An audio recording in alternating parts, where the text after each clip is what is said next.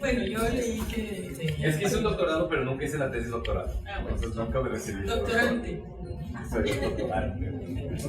Pero creo que estas exploraciones en torno a la vivienda colectiva, en torno a al modelo de redensificación tan mencionado, tan deseado y tan necesario en nuestras ciudades hoy, necesitamos ver muchísimos buenos ejemplos de propuestas y de proyectos.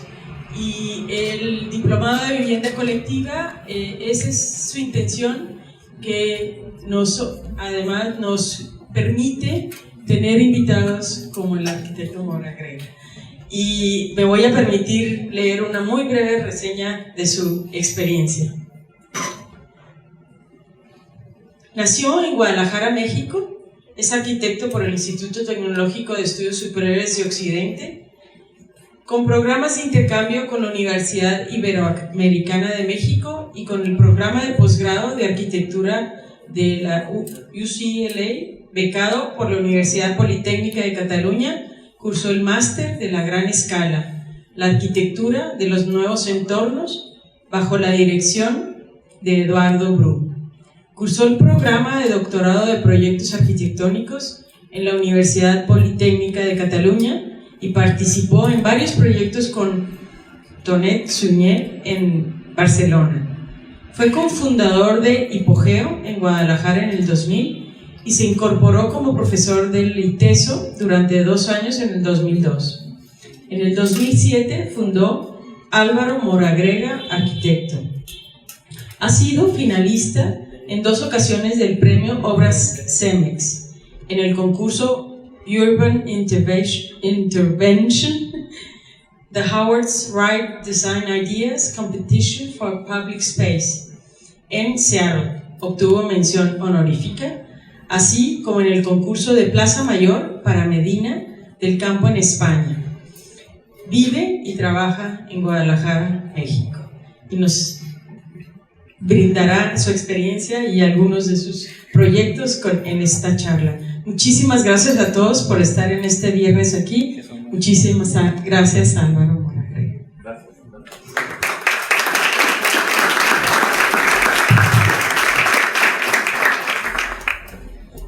Buenas noches y gracias por la invitación y por venir el viernes a estas horas.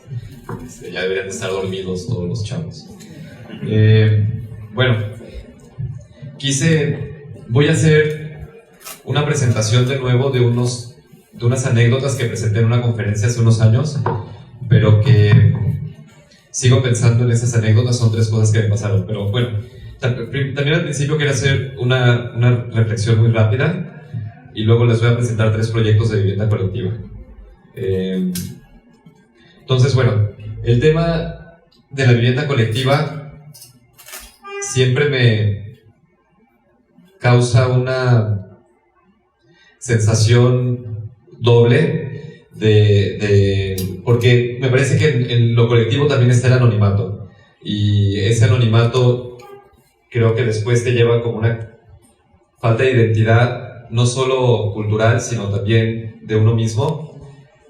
Y entonces siempre que pienso en esos términos me acuerdo de la película que seguro muchos de ustedes han visto, que es la de Lost in Translation, donde estos 2 personajes se encuentran viviendo una temporada en Japón en un hotel, y es una vivienda colectiva básicamente, en donde el espacio es tan anónimo que ella, que tiene una sensibilidad especial, se termina adueñando de su habitación colgándole flores a las lámparas, y me parece un gesto que en la película es muy significativo para combatir la soledad y para poderte identificar a ti mismo dentro de un espacio que no tiene que ver contigo. Y eso me parece que es un problema en la vivienda colectiva, el cómo te adueñas de ella y la terminas siendo tuya. Es una reflexión muy rápida y ahora voy a pasar a las 3 anécdotas. Entonces, Estas anécdotas son literalmente conversaciones que tuve con arquitectos y que me parecieron muy, muy educativas. O sea, yo de esas 3 anécdotas he aprendido muchísimo y me gusta compartirlas y de vez en cuando las comparto en el despacho. Y me parece que vale la pena repetirlas y decirlas, porque luego las conferencias siempre te hablan de los proyectos y me parece que los proyectos al final los puedes ver un poco en las páginas. Entonces, no sé, me imagino que muchos de ustedes saben quién es Sergio Ortiz. Sergio Ortiz es un arquitecto de aquí de Guadalajara que fue mi maestro y que ahora es un amigo al que estimo mucho y con quien tengo mucha relación, y es una de las personas más inteligentes y con cultura en general de arte y de arquitectura y de música, etcétera, más amplias. Entonces, esta anécdota le puse de título El fundamentalista renuente, que es un oxímoron, son 2 palabras que no puedes poner juntas, no tienen sentido. Cuando las juntas no tiene sentido porque un fundamentalista no puede ser renuente de su fundamentalismo, pero pues es lo que aprendí en este tema con Sergio. Entonces, una vez, cuando estaba estudiando en el ITESO, hice una casa en la que, para que mi maestro era Sergio, y en la casa dividía la sala del comedor con un volumencito que era el baño de visitas, y trampeaba la vista, o sea, trampeaba la puerta con un muro un poquito más largo, y ese muro después lo continuaba entablada, una columna rectangular con una sección igual de ancha que el muro, y para mí era como una continuación del muro, y cuando llego a que lo revisé Sergio, me dice, ¿por qué es rectangular la columna? Entonces, dije, bueno, pues porque viene bien el muro, y entonces el muro, o sea, más que una columna es como una continuación del muro, y me dice, no, me dice, las columnas tienen que ser redondas. Y yo, ay, Sergio, no seas tan clavado, ¿cómo que tienen que ser redondas? Me dice, no. Me dice, claro, ¿cuándo has visto un árbol cuadrado? O sea, ¿cuándo has ido al bosque? Y entonces me empieza a decir, esta imagen que es de una tumba muy, muy antigua en Grecia. Hay unos leones alrededor de esa columna redonda, y me dice, las columnas son redondas desde los griegos, porque la columna, los templos antes eran de madera, y entonces cuando empiezan a hacer las columnas de piedra, las hacen redondas porque los troncos eran redondos, y luego las estrían porque querían evocar la corteza del árbol. Me dice, ¿cuándo has visto una columna redonda pasar? En un proyecto de Le Corbusier, me dice, bueno, aquí me explicaba de los templos y demás. Pasa la que sigue. Aquí deja. Y me dice, siempre el Corbu pone la columna redonda, pero no solo eso, la termina, en lugar de capital, siempre la pone en la trave, y la trave la deja vista. Oh, me dio una lección, y me dijo, y luego ya se empieza a apasionar porque es muy apasionado, y me empieza a decir, como las mesas. Las mesas en las terrazas tienen que ser redondas. Le digo, ¿cómo se pueden ser de cuál? No, tienen que ser redondas, porque así la gente queda equidistante y todo el mundo se ve y dice, así las columnas, dice, está mal, esa columna no puede ser. Le dije, no la voy a cambiar, está bien, no la cambies, pero las columnas tienen que ser redondas. Y años después hace su casa en Chapala, y que me voy topando con esta foto, pasa, y tiene esta columna cuadradicísima, rectangular. Y entonces la lección para mí es esa, es que yo pienso que te tienes que creer tu pasión, tu rollo, te lo tienes que creer como fundamentalista, o sea, con plena convicción, y luego tienes que operar contra ti mismo, y tienes que ser renuente a ti mismo. O sea, no puedes casarte con ninguna idea, pero no puedes tener una idea que no puedas defender apasionadamente. No sé si me voy a entender de ese doble juego. Para mí eso ha sido súper importante en mi vida, el entender que tengo que tener una convicción total, donde pueda echarme una discusión de 2 horas defendiendo el punto, pero luego yo pueda tener la capacidad de actuar en contra de todo eso. Cuando actúas en contra de lo que crees, es una transgresión, y la transgresión siempre es un gesto en el que ganas libertad. Porque si no te vuelves prisionero, o sea, la transgresión en la vida social, por ejemplo, es cuando tú llegas a una fiesta y estás diciendo algo que está de súper flojera, y entonces dices algo que ofende un poquito al grupo en el que estás. En esa ofensa, es como si tú dieras un paso hacia adelante y la gente con la que estás da un paso hacia atrás, y es un paso que tú ganas de libertad. Eso, la transgresión, bien entendida, es un gesto positivo. No quiere decir que vayas y friegues a la gente por fregar, pero siempre que rompes el status quo, ganas libertad. Pero lo mismo sucede hacia uno mismo. O sea, tienes que tener una convicción plena de lo que estás haciendo, pero luego tienes que poder tener la capacidad de transgreder contra ti mismo, porque si no te vuelves un robot de tus convicciones, y es tan vacío actuar bajo casi bajo órdenes de tu propio orden, te priva de tanta libertad como si viniera de fuera. Entonces esa fue una lección muy muy importante para mí. Esa es la primera anécdota.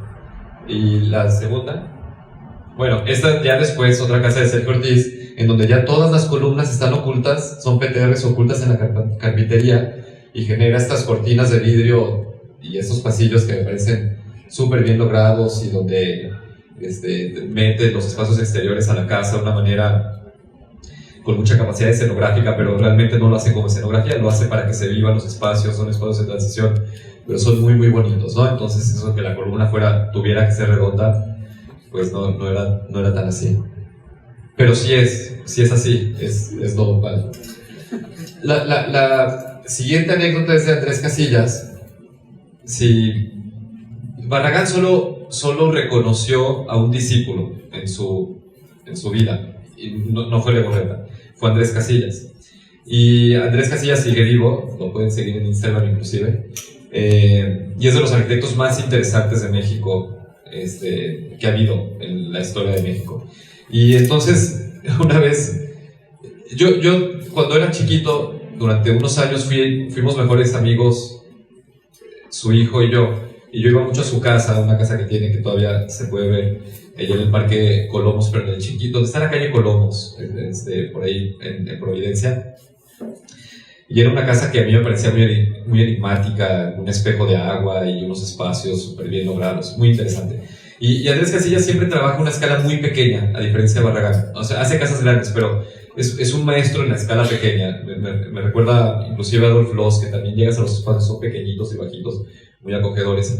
Entonces fui una vez a visitar ya como arquitecto, bueno, como estudiante de arquitectura, fui a visitar a Andrés a su casa que tenía en las afueras de México, y era una casa muy pequeña, una casa ya casi experimental en sus dimensiones tan pequeñas, y el estudio, la biblioteca también era pequeña, pero lo que me llamó la atención es que no tenía ni una revista de arquitectura. Tenía libros muy buenos, pero no tenía ni una revista. Entonces empezamos a hablar de las publicaciones, y entonces Andrés hacía un análisis que me pareció muy pertinente, en el que me dice que el problema con la arquitectura actual es que no genera escuela.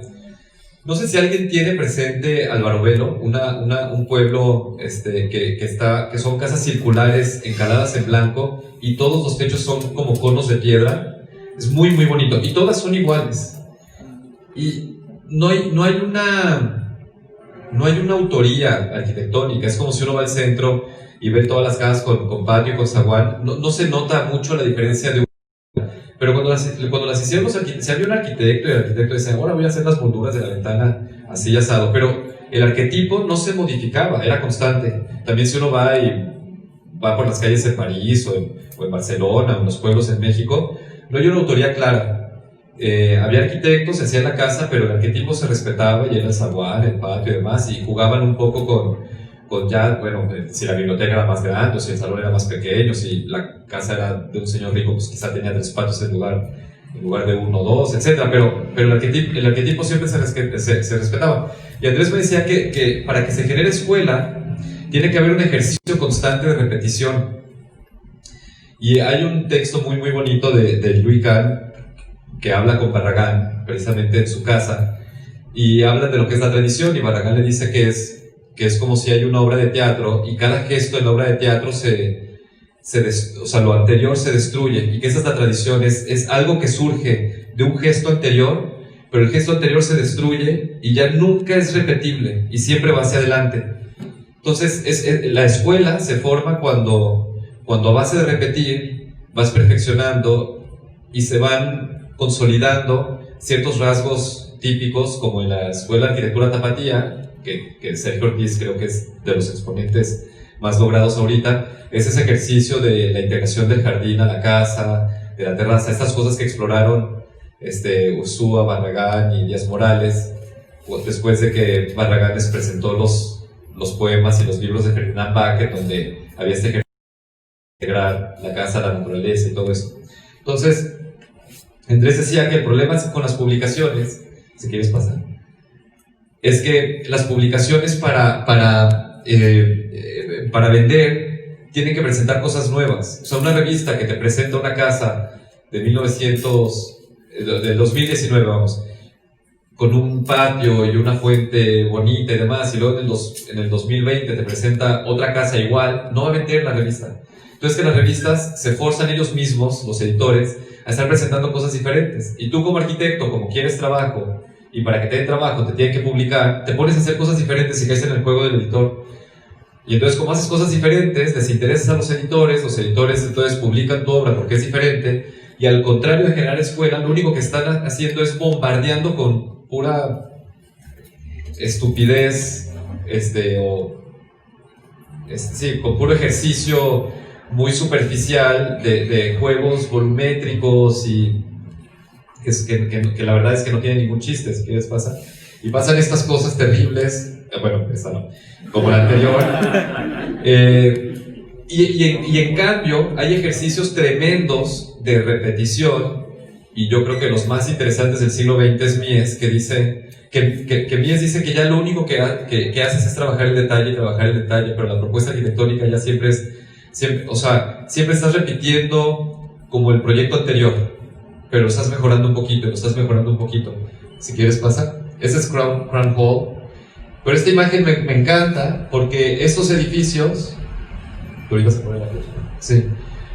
Entre el edificio de la izquierda, que es los de Lakefront, Lakefront Drive, o sea, Lakeshore Drive en 1949, y este edificio pasan 20 años en un despacho. A mí esta imagen me encanta. Es nada más el ejercicio de repetir y perfeccionar sin ninguna intención. O sea, le vale gorro si lo publican o no lo publican, le vale gorro si va a ser diferente o no. Es nada más el perfeccionar una línea con una convicción plena, y eso genera escuela, ¿no? Mies generó una escuela y luego eran un par de generaciones haciendo arquitectura igual y haciendo edificios fantásticos. Y si vas a Chicago, hay edificios que ya no sabes si son de Mies o no, pero son buenísimos todos, ¿no? Entonces el ejercicio de de adosar la fachada de vidrio, pero cómo resuelves el detalle, cómo se adosan los núcleos de los elevadores. O sea, seguimos todavía ahorita construyendo con cosas que inventó Mies, ¿no? Pero a mí esta imagen me gusta mucho. Bueno, entonces platicaba con Sergio Ortiz de esta visita que había tenido con Andrés Casilla, y que para mí había sido una lección muy grande todo lo que me había explicado Andrés de no caer en el juego, ¿no? De hacer cosas diferentes nada más para que te publiquen. Y le decía, es que me pareció muy impresionante que no tiene revistas. Y me dice, Sergio, ¿cómo crees que no tiene revistas? Las tiene abajo en un mueble que mueves y está lleno de revistas.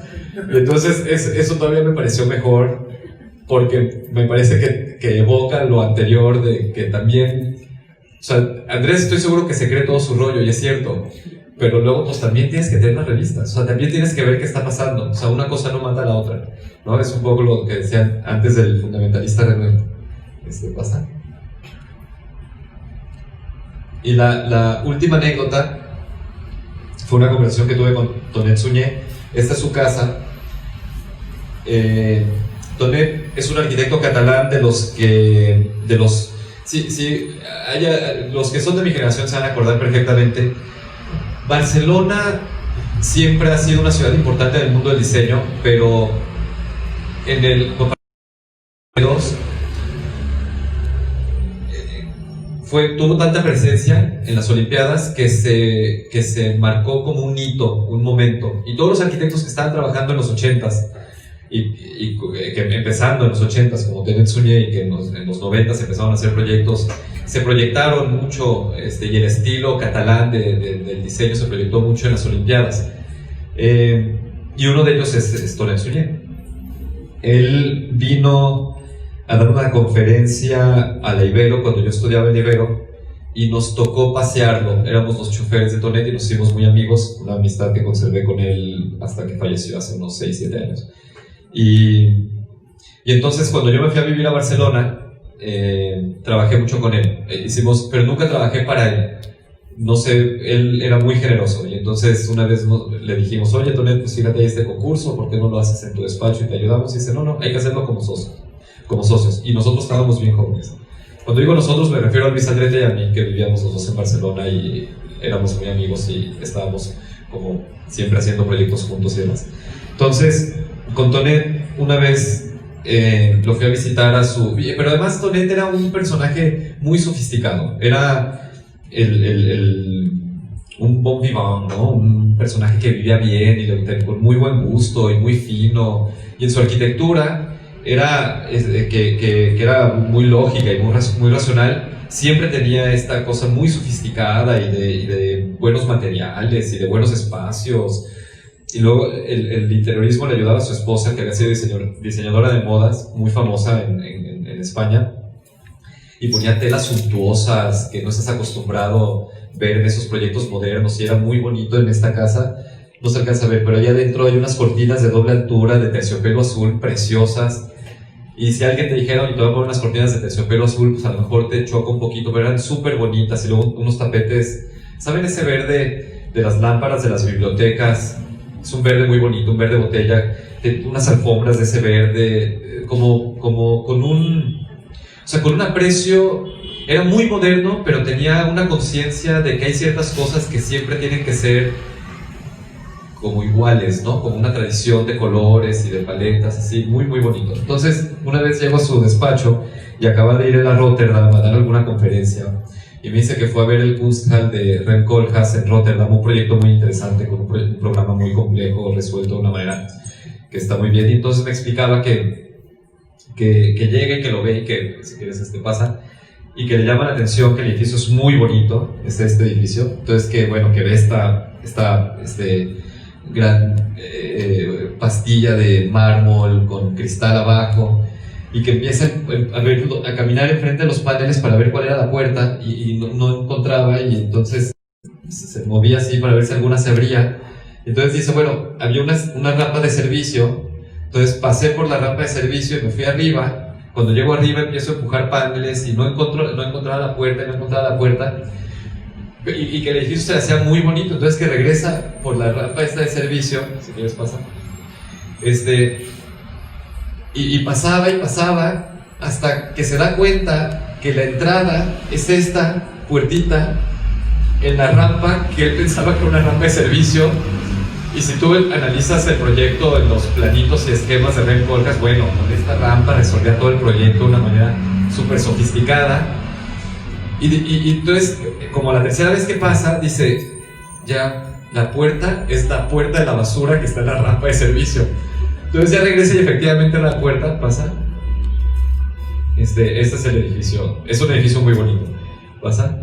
Pero bueno, finalmente, ahorita está así, porque la gente no encontraba la entrada. Entonces me dice Tonet, es absurdo, es como si ves a una chava que, no pases, es como si es una chava que llega con una chaquetita sin tirante, ¿verdad? Y va con el hombro así porque se le cae la chamarra. Y luego trae una mochilita, pero como así de chiquita, y va súper apretadita de los hombros porque trae la mochilita. Y luego unos pantalones que uno es medio rabón y se los tiene que estar bajando porque se le sube, y luego se le ve el calcetín de la bota, ¿va? Y luego trae el pelo cortado así, medio rapado de un lado, y entonces siempre trae los pelos en la cabeza, en los ojos, pasa, y dice, bueno, ahorita regresamos a esta imagen, pero si quieres pasa la que sigue. Y dice, sí, pues qué moderna, ¿verdad? Pero qué incómodo. Entonces él decía que pasaba eso con Rem Koolhaas, ¿no? Con la arquitectura así, que hay mucho rollo intelectual y hay mucho del programa y el multiprograma y las capas y el layering y luego resolver ese layering ya en el proyecto. Dice, sí, o sea, son muy modernos, pero qué incómoda arquitectura. O sea, qué incómodo que no puedas llegar y tener una puerta bien vestibulada, o sea, entrar a un espacio bien vestibulado por una puerta que reconozcas como puerta y demás. Si quieres, regresa. O sea, esa puerta que parece por donde sacan la basura en el entra a este nivel donde está este auditorio. Y que también, cuando ves el proyecto, se resuelve mucho a través de este auditorio y demás, pero vamos, pues tienes un auditorio, tienes una conferencia, ni modo que entres por el auditorio, o sea, no, tienes que entrar a un vestíbulo y del vestíbulo te vas a las salas y te vas. Entonces hay veces que se quiere inventar el hilo nuevo y nos perdemos en ese rollo de no, va a estar bien perro porque vas a entrar y luego hay un diagrama de circulación de salas y luego hay otro diagrama de circulación de no sé qué y luego lo juntas y está perrísimo el rollo, pero quedan cosas muy incómodas. Hay que también ser un poquito más clásicos en la forma de entender el programa. La variación del programa no es una invención locuaz para ser modernos. La variación del programa es una cosa que pasa poco a poco, como por ejemplo que ahora las casas no tienen biblioteca. Es una variación del programa, ya no hay biblioteca porque la gente no tiene libros. Entonces sería ridículo que a tu clienta le digas, te va a hacer una biblioteca. Luego terminan, cuando los arquitectos le hacen casa a gente rica y la gente rica quiere una biblioteca, le hacen la biblioteca y luego terminan yendo a comprar los libros por kilo o por metro. Es literal, ¿eh? Yo tengo un cliente que fue y compró porque le hizo un librero y no tenía con qué llenarlo. Y no era ni una biblioteca, era un librero. Y compraron libros y como no le gustaban las caras de los libros, la esposa los forró súper bonitos con un papel blanco. Y la verdad se ven bien padres. Pero bueno, esa es la variación del programa. La variación del programa no es una invención que digas, no, porque los flujos y eso. O sea, claro que pasa, claro que hay que analizar los flujos, pero no te los inventas. Porque si te los inventas, terminas haciendo una resolución que termina siendo muy incómoda. Hay que ser un poquito más prácticos. Bueno, esas son las 3 anécdotas. Y para mí las 3 fueron, o sea, a mí me marcaron. Yo ahora voy a presentar 3 proyectos. Están en orden cronológico y son 3 proyectos que más o menos tienen. ¿Sí? No sé cómo funciona. Wow.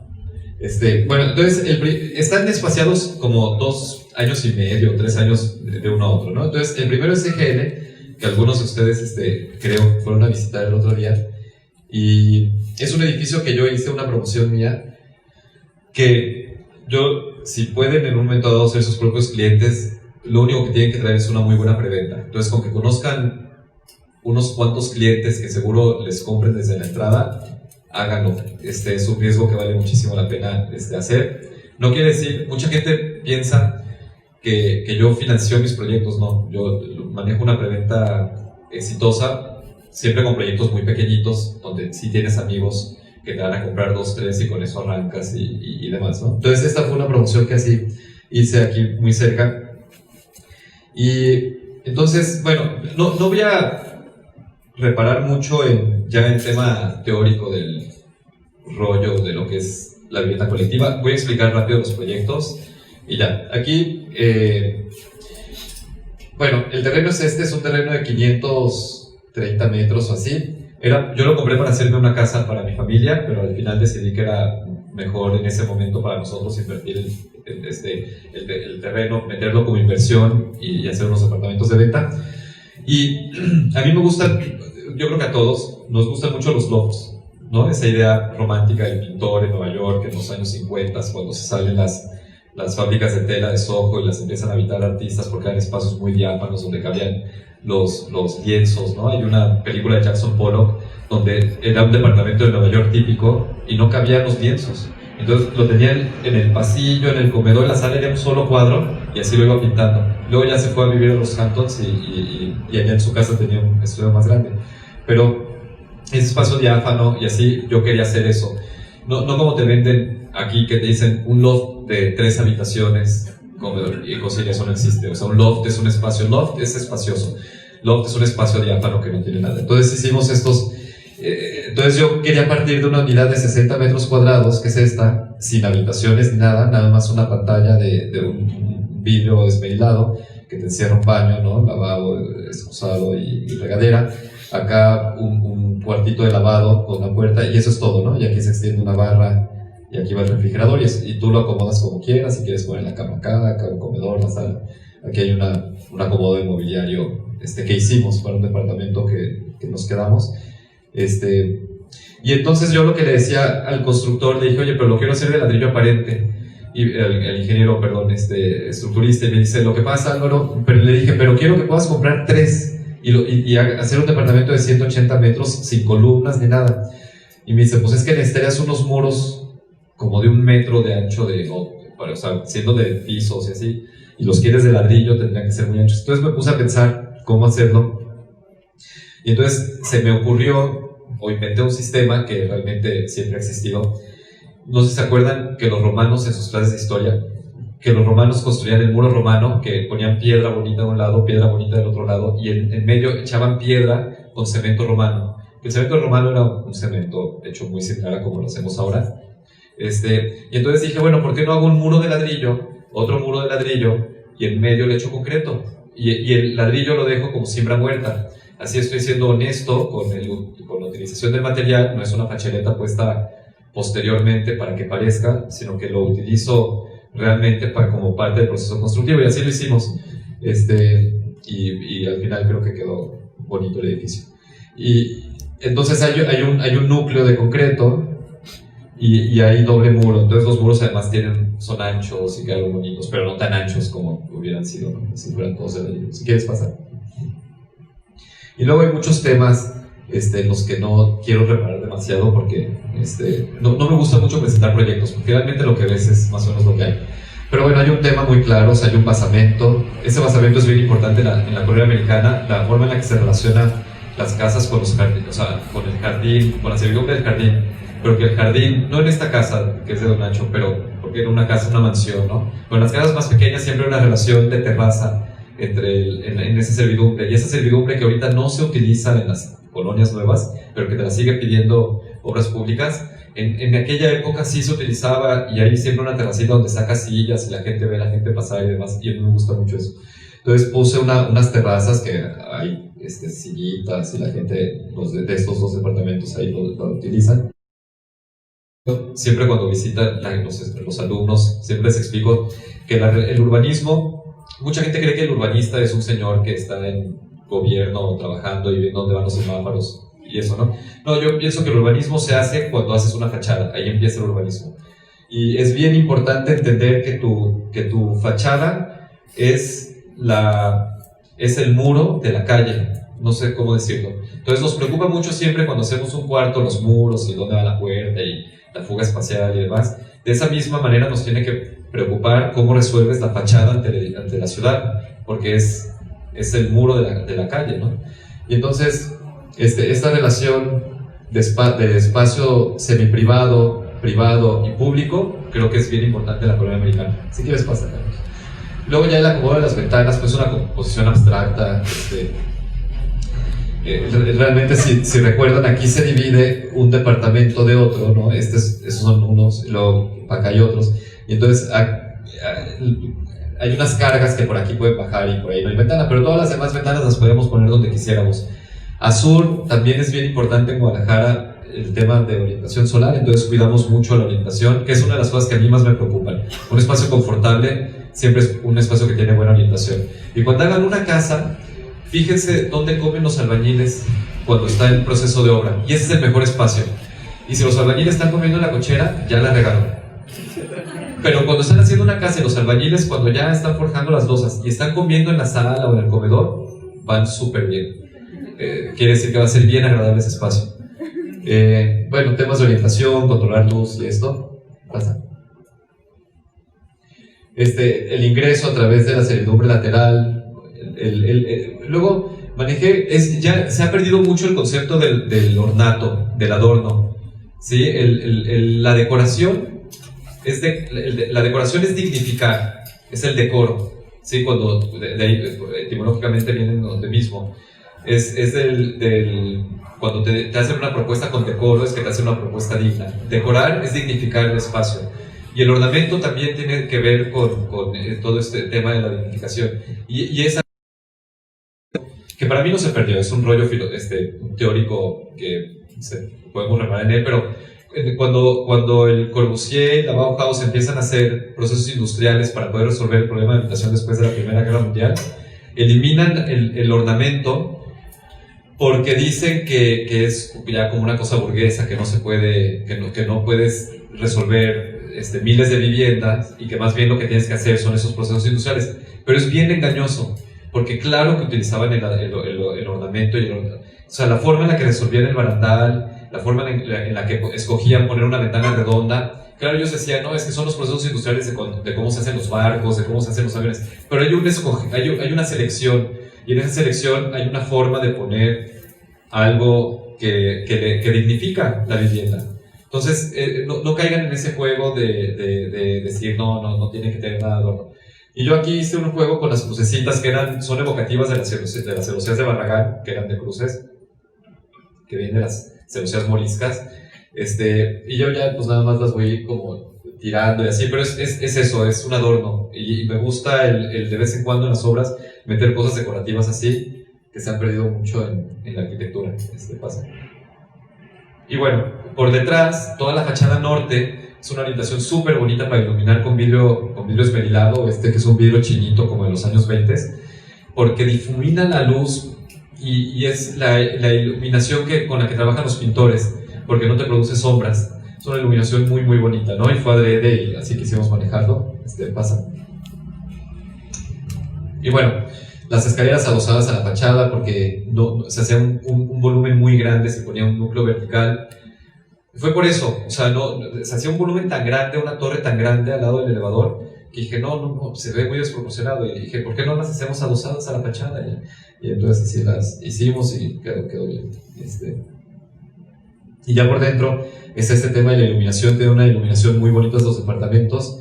Es el que, nos lo quedamos nosotros, pues, y lo amueblé yo. Entonces ese es el closet, pero realmente es la cabecera de la cama, y aquí se ve un riel, que nada más falta la cortina, pero aquí puse este riel con la esquina curva, ¿sí?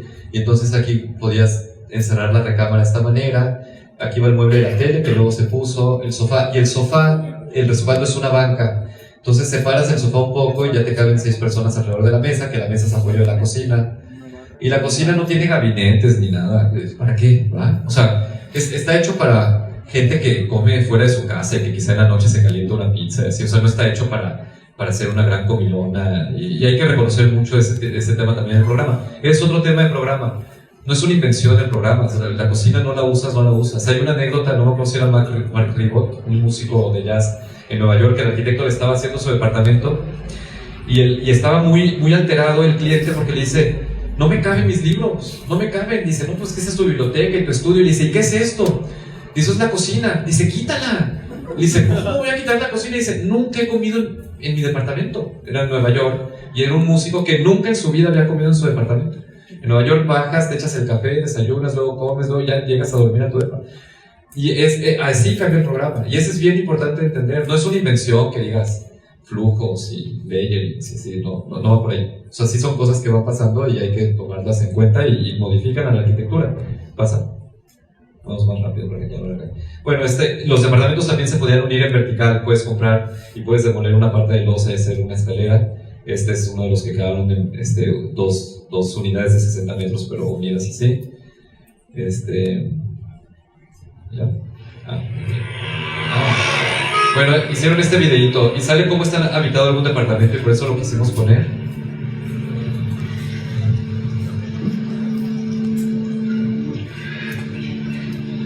Dura 1 minuto.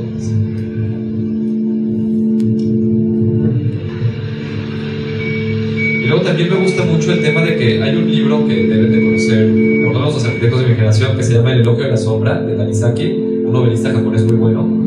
Y dice él que los materiales elegantes son los que envejecen bien, que no hay nada más feo que un material que no envejece. Entonces cuando yo veo las cosas de acero inoxidable o así, desconfío mucho. Me gusta mucho más el ladrillo, el acero, la madera, que con la pátina. En la pátina se ve el tiempo y en el tiempo se ve la dignidad. Es como Bellas Artes en México, que es espantoso, pero es tan viejo que ya se ve digno y se ve bonito, pero es un pastelote, ciertamente.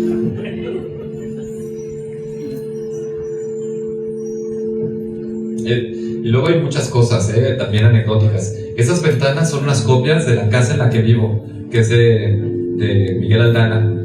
Y luego me di cuenta de que él se las había copiado a Charles C. Ray James de Los Ángeles.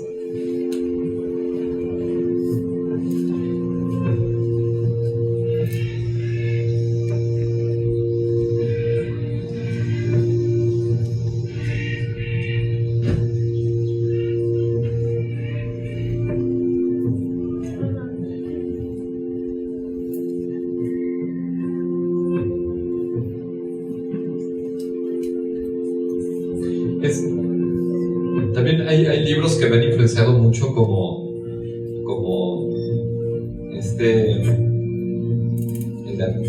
Thinking Architecture y Atmósferas, que hablan mucho de la capacidad tacto, o sea que la arquitectura también está en lo que tocas, ¿no? en los espesores de las soleras,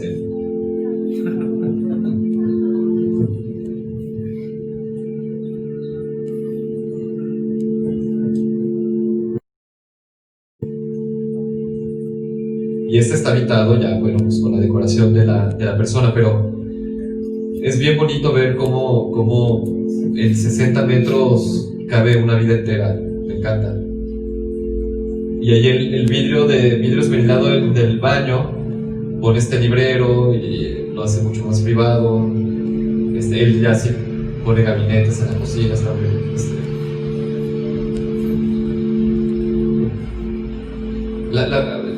A mí me gusta el edificio porque envejece bien. Bueno, esto. ¿Qué les pasa?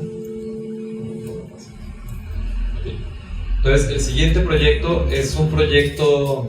Luego, mi despacho es una. Ay, creo que tengo es que tengo una hija enferma y tiene que tomarse un antibiótico ahorita. Es un dato súper importante. No. Bueno. Perdóname.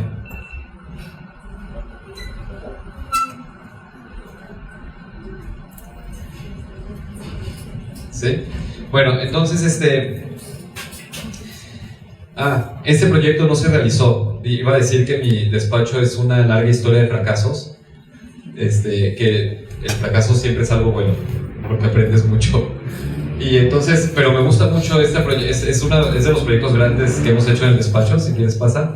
Era para unos clientes y yo proyecto o sea, son proyectos que salen de puros números. Y es interesante, lo tienes que aprender y tienes que ver eficiencias y demás. Yo al final quedé muy satisfecho con el proyecto y hubo un diferencial de costo por metro cuadrado de unos cientos de pesos por lo que no lo pudieron realizar porque eran viviendas de interés social en vertical, pero es muy justo la utilidad. Y bueno, tampoco no pasa nada, ganas unas y pierdes otras, o como decimos en el despacho, ganas unas y pierdes todas. Pero bueno, aquí lo voy a explicar muy rápido. El proyecto, ese es el terreno. Y por aquí hay una avenida muy grande, pero había una calle aquí que unía a otra calle que nunca se abrió, pero estaban todos los árboles y se llama Vista Eucaliptos porque todo esta calle ya estaba arbolado con eucaliptos. Y nosotros lo que hicimos en el proyecto fue utilizarla y dejarla como calle y dársela a la ciudad con comercio y demás. Este gesto con el cliente pues era un poco chocante de inicio porque decía, bueno, oye, no estamos aprovechando toda esta parte del terreno, pero realmente lo podíamos resolver y al final, inclusive el proyecto que sí hizo nos copió, esa parte la respetó, o sea, esa parte la mantuvo, le hizo sentido y ya cambió algunos procesos constructivos y demás para que le saliera más barato. Pasa. Y luego está el tema de las eficiencias y cómo fuimos resolviendo las unidades de los departamentos. En ese sentido, nos gusta ser bien lógicos en el despacho.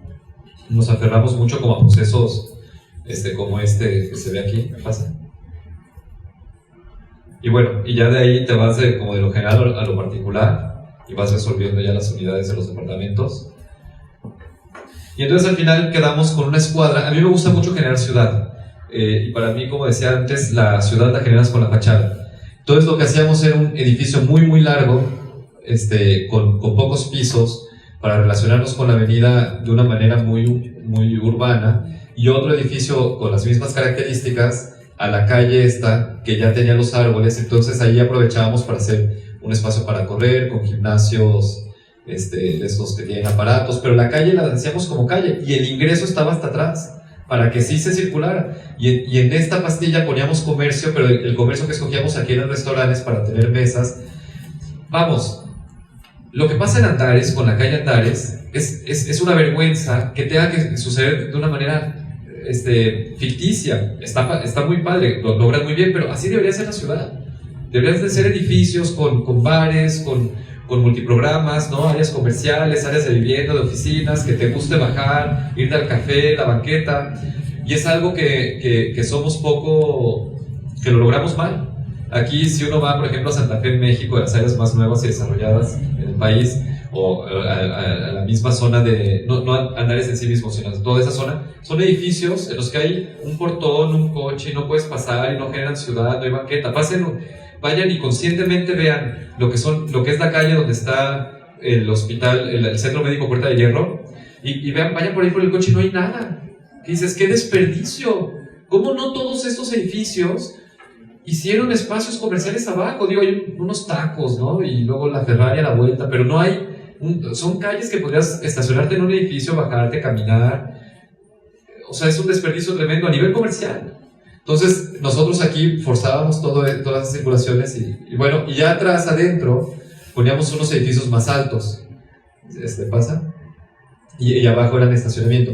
Y ya abajo, en la azotea, que ese es un recurrente en mis proyectos, en la azotea de estos edificios más bajitos que te generan unas fachadas más urbanas, ponemos las áreas comunes que te genera, entonces lo hacen mucho en Miami, que en el 7º piso ponen las áreas comunes, entonces sales a la piscina o lo que sea y ahí está la convivencia, ¿no? Entonces los edificios los separan con esa terraza. Y así lo hacíamos y luego ya estos edificios eran más altos. Si quieres, pasa, Carlos. Bueno, no voy a reparar demasiado. Bueno, los que están estudiando el tema de vivienda colectiva, sí es bien interesante resolver de manera eficiente y los trucos que puedes tener para resolver de manera eficiente las plantas de departamentos chiquitos. Nosotros aquí lo que hicimos, que si se fijan todos estos son iguales, es unos muros, unos ejes constructivos que son cada 6 metros 15. Aquí, luego no. Entonces este muro no es estructural. Entonces abajo te cabían los coches y no tenía columnas el edificio, porque las columnas realmente eran muros de concreto que estaban a cada 6 metros 15 y salen de esos esquemitas del principio que mostraba. Y entonces agarras un eje para baños y vestidor y demás y ya te quedan las recámaras, ¿no? Y ya nada más le sumas recámaras o le quitas, pero ya todo lo que tiene que ver con agua lo tienes aquí y todo lo que tiene que ver con áreas para vivir tienes acá. Y entonces aquí había una trave y aquí había otra trave y entre esas traves plafonabas todas las instalaciones ahí. Esos trucos son bien interesantes y eficientan mucho. Y es una cosa que yo con el constructor nunca estuve de acuerdo, con el promotor, perdón, con su cálculo que hacía del costo, porque decía, es que no estás entendiendo la eficiencia que yo te estoy dando, y la gente de tus números, que te está dando tus números en áreas y demás, no está viendo que es bien fácil de construir este edificio. Y bueno, pues ellos estaban clavados con la forma en la que sabían hacer las cosas y ya, si quieres pasa. Entonces, bueno, eso aquí explica qué tipo de unidades eran qué tipo de unidades y las alturas y demás, las áreas comunes o qué sé. Y al final era esto, un edificio que a mí me parecía como bastante económico de hacerse, toda esta parte, sí, todos esos dos edificios bajitos eran de ladrillo gris, área comercial abajo, y estos eran de losas de concreto, con muros pintados en gris, y las ventanas y demás, en estas torres más altas pasan. Pero para mí lo importante era esto, era generar ciudad en este lugar, y que tú entraras y que no estuviera cerrado hasta acá, que todo esto se lo dieras a la ciudad, las terracitas, los cafés y demás. Y para mí ahí estaba la apuesta del proyecto. ¿Pasa? Y bueno, adentro se generan patios y esto, ¿no? Y las áreas comunes. ¿Pasa? Y el último proyecto que voy a presentar es un concurso que acabamos también de perder, pero con mucha honra. Y es un proyecto diferente al anterior en densidad y mercado. Y también, pero aquí también nuestro interés principal era dotar al proyecto de buenas amenidades, o sea, de buenas áreas comunes y aquí pedían comercio desde el principio en planta baja, y el comercio unirlo muy bien a la trama urbana que está muy mal en esa parte de la ciudad. Y creíamos que este edificio podía ser detonante, generando espacios urbanos bien logrados Entonces, si quieres pasar. Entonces, bueno, el terreno es este. Este videito está chido. Con este videito se expresa todo el proyecto. Entonces, pues ese es el terreno, ¿verdad? Y la preocupación aquí era potenciar mucho el sur, que no estaba en el sentido que favorecía, y también el oriente, que es un sol súper agradable en Guadalajara, porque no es muy caliente, y tratar de evitar, por supuesto, el poniente.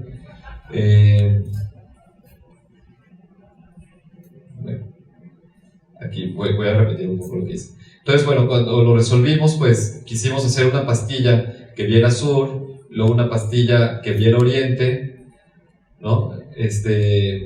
Y concentrar ahí casi todas las vistas entre sur y oriente, y en poniente quedaba casi nada de los 150 EPAs que eran. Y además generar en esa azotea también a un nivel más o menos medio las amenidades de una manera muy muy generosa, con muchos metros cuadrados de amenidades que parecía que no hubieran podido caber en el proyecto. Aquí ponemos circulaciones verticales para quitarnos el poniente, y acá nos quitamos las vistas de norte porque hay mucha nave industrial, y entonces generamos una plaza grande y una calle un paseo con banquetas amplias y demás, arbolado y servicios y esto. Y en esta plaza, para cumplir con los metros cuadrados de comercio que pedían, pues ponemos una pastilla más bajita con un café y que no te tape el sol, porque ese sol que no deseas en los interiores sí los deseas en un espacio urbano, ¿no? Que esté bien iluminado y demás. Entonces, básicamente, así de tosca era la volumetría con la que queríamos trabajar, y ya de aquí ya es un trabajo fino de definir. Entonces, bueno, pues así queda. Hacia esta calle tenemos lugares de estacionamiento, pero generamos estos espacios con bancas, paradas de autobús, ciclopuertos, ¿no? Lo mismo acá, y luego muy arbolada esta esquina, y luego un apeadero, y este ingreso como una plaza urbana, ¿no? Los locales comerciales, un café, y una entrada al estacionamiento para el comercio, y una salida compartida con entrada para vivienda por acá, ¿no? ¿Qué pasa? Y las amenidades, creo que se repiten estas diapositivas, ¿verdad?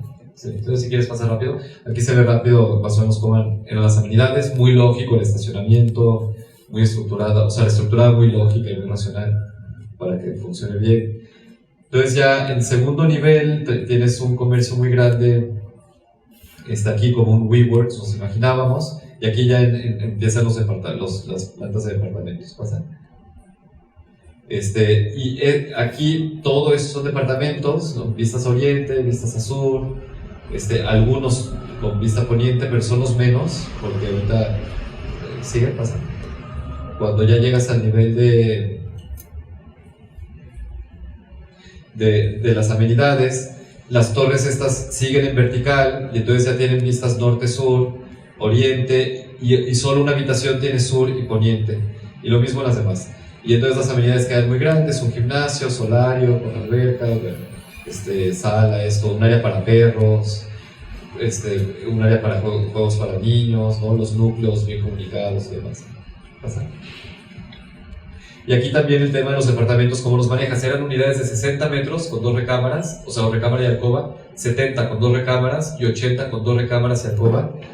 Y aquí lo que jugábamos eran como núcleos, casi como muebles, que te organizara, ¿no? Entonces la cocina es como un mueble, estos baños son como otro mueble, y ya con eso organizas el espacio, generando espacios que siempre tienen fugas espaciales que hacen que se sientan más grandes, ¿no? No pones la puerta del baño, sino que la remetes para que si tú estás sentado no veas bien dónde termina, y eso siempre es bueno para los espacios chicos y los hace sentir un poco más grandes. Pasa. Entonces ya esos son los renders.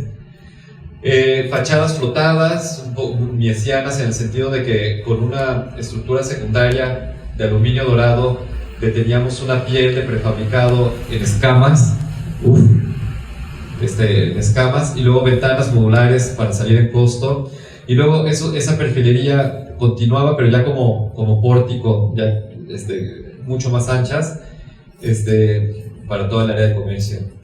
¿Pasa? Y entonces esta es la plaza que se genera, el Starbucks con mesitas aquí detrás de estas plantas, los alcanzan a ver. Aquí ingresas al WeWorks o gimnasio, lo que sea, y esos son los diferentes comercios y demás, ¿no? Aquí se ve mucho la piel esta de las escamas entre las... No puedes hacer aquí en Guadalajara, pienso yo, edificios totalmente acristalados, a menos de que tengas cristales muy caros que te quiten rayos ultravioletas, infrarrojos y demás. Y el presupuesto por metro de este proyecto no permitía esas fachadas acristaladas sofisticadas. Entonces más bien manejamos y a veces juntabas 2 o hasta 3 y ya tenías ventanas de 3 por 240 o 2 por 240, así, ¿no? O sea. Y en la calle lateral tienes este tema de la banqueta completa, ¿no? Con el área para pasear, entrar a las tiendas, estas extensiones de la banqueta para ciclopuertos y bancas o paradas del camión, áreas de estacionamiento y demás, ¿no? Pasa. Y también el tema de las áreas, no irte siempre hasta la azotea como hacen muchos, de que ya mandan las áreas comunes a las azoteas y quedan muy delimitadas en áreas pequeñas, ni nos podíamos ir abajo porque teníamos que meter comercio, pero sí combinar un edificio acostado con 2 verticales y en el que está acostado poner las áreas comunes de manera generosa, ¿no? Y con muchos metros cuadrados. ¿Pasa? Y ya por dentro lo que comentábamos, ¿no? Acá tienes para pasar a una habitación, por acá otra, y los departamentos eran realmente muy chiquitos y los pedían específicamente con habitaciones de cierta dimensión y que la sala comedor no tenía que ser tan grande, las habitaciones que sí más fueran más grandes, eran muy específicos entonces así lo resolvimos y creemos que ya son como departamentos, ya como los ves en Europa y así, ¿no? Son pequeñitos pero puedes vivir perfectamente. Pasa. Y ya. Eso es todo, pues muchas gracias.